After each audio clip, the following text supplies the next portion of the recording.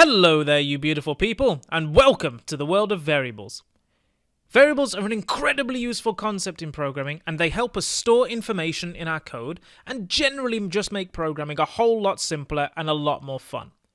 So making sure you understand what variables are is going to open up a whole world of possibilities to you. So let's get cracking, shall we? In this lecture, I'm going to use an easy-to-remember analogy to explain to you what variables are in everyday terms, and I'm also going to explain to you why variables are so useful in our Python programs. After you've gotten the fundamental understanding down of what variables are, we're going to jump right in and create a few variables of our own to see how they work in real-life practice. By the end of this lecture, you should have a good grasp of what variables are and also how to create them in Python. You'll also understand how to find a variable's type, and you'll also learn how variables in Python are different from variables in other programming languages such as C or Java, for example. All very useful stuff, so let's get into it. So what are variables? Well, I want you to think of variables as little boxes. And just like regular normal boxes, variables can store stuff. In our computer programs, the boxes store certain values, also known as data.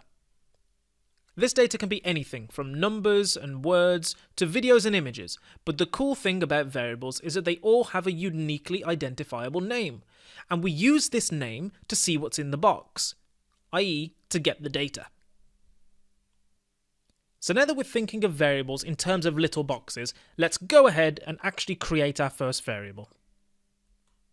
Now in Python, just like in every other programming language pretty much, a variable has two things. It has a name, and it has a certain value. So if you think of a variable in terms of a box, the name is the name or the text you write on the outside of the box, and the value is what you put inside it. Okay, now the first thing we need to give is our variable a name. So for this instance, let's just call it number, and all we have to do is just type in the name there. Now to put a value inside that box, we need to assign the variable a certain value. Okay, so the way that we assign a value is to use the assignment operator.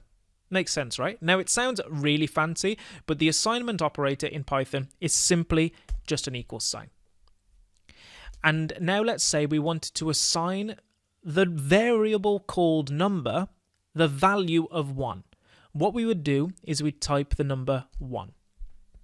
Now what you can see here, let's break it down. We're saying let's create a box with the name number and put inside that box the number 1. Or assign that box the value of 1.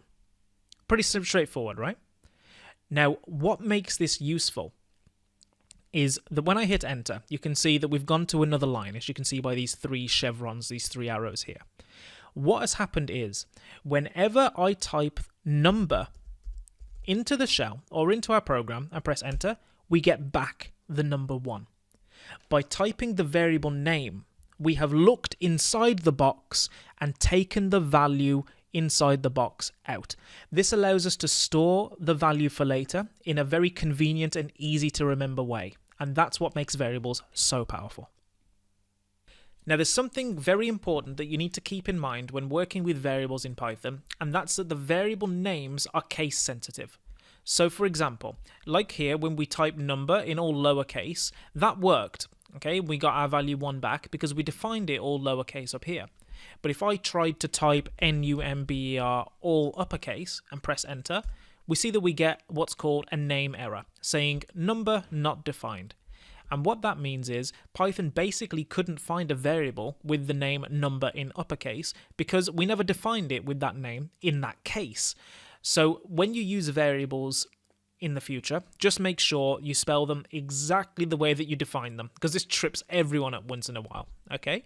And another thing to bear in mind is that in Python, variables are dynamically typed, or Python is a dynamically typed language. Now, what the hell does that mean? So let me just break it down. Each variable can have a certain type, and you can find that by using what's called the type function. So if I type type and number, it'll tell me it is an int or an integer, which is just a fancy word for a number, okay?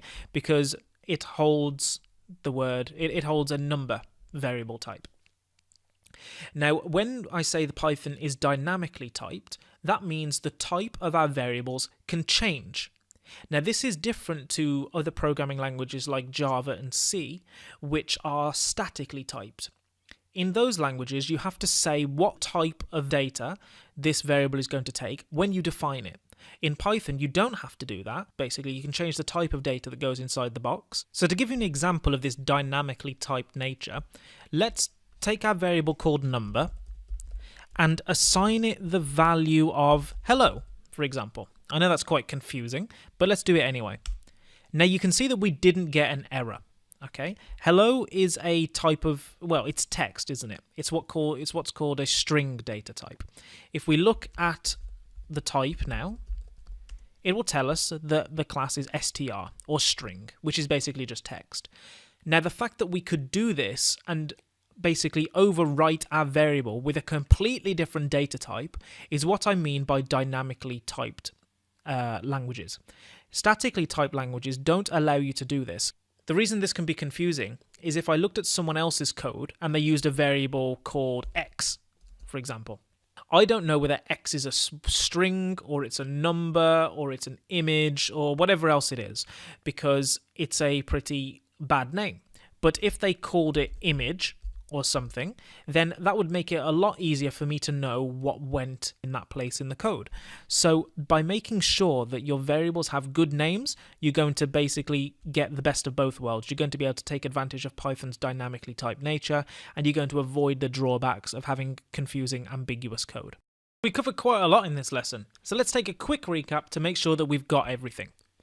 First of all, we introduced you to what variables are and said they were basically like little boxes in our programs that store information. Each variable has a name and is assigned a certain value using the assignment operator. Python's assignment operator is the equals sign. Remember, what's on the left of the equals sign is the variable name, and what's on the right hand side is the variable's value. That's what's stored in the box. We then went on to mention that the information that a variable can store has a certain type, such as a number or text. Because Python is a dynamically typed language, this means that the type of data that a variable holds can change dynamically. This is different to other programming languages like Java or C, which are statically typed, and that means the variable type is defined upfront and cannot be changed. It's static. We also created our very first variable and retrieved its value, which was pretty cool.